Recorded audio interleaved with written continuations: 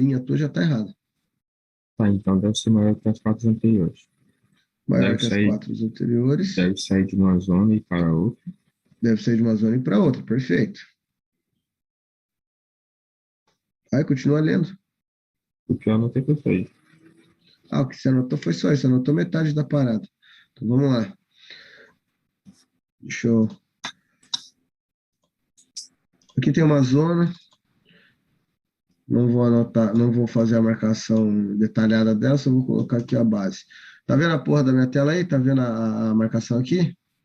Assim, Beleza, então aqui tem uma zona, suporte. Aqui ele tem uma segunda zona, uma resistência. Vamos colocar a resistência como sendo nesse fundinho aqui, ó.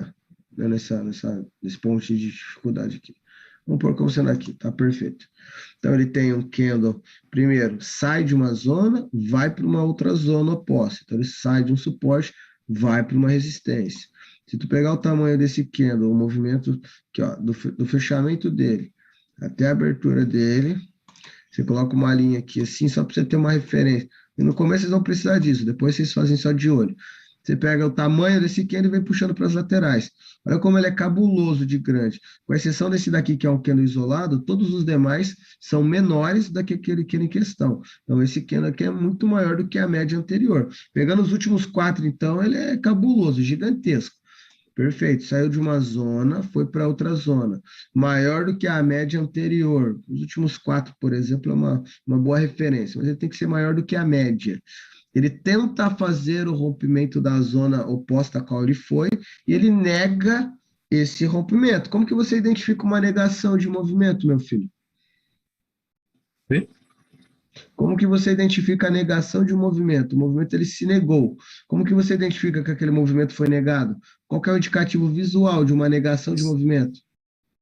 É quando ele vai para cima Não, e depois não, ele. pô. Quero saber qual que é Fala a palavra, não quero saber o contexto. Eu quero saber até uma palavra que fala isso. Qual que é? O que que você bate o olho e fala, opa, esse movimento foi negado. Pavio.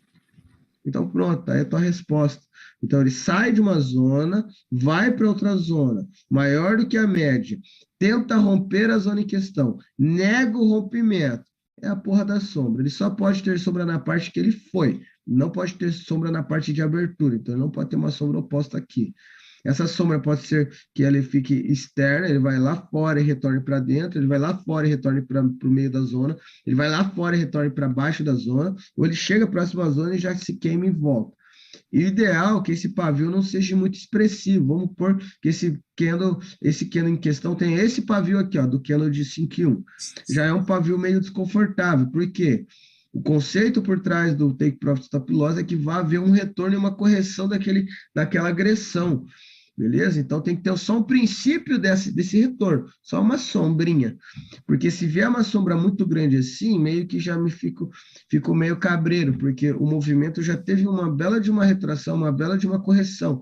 Já meio que talvez não tenha espaço, não tenha necessidade de ele fazer um candle da cor oposta. Então, Tá ligado? sombras pequenas. Então, uma sombra desse tamanho, uma sombra desse, uma sombra dessa.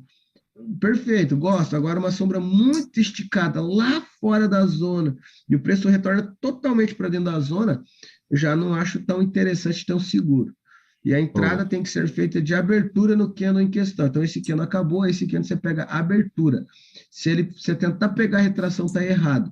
Take Profit Stop Loss é um candle de execução de abertura, não é um candle de execução em retração.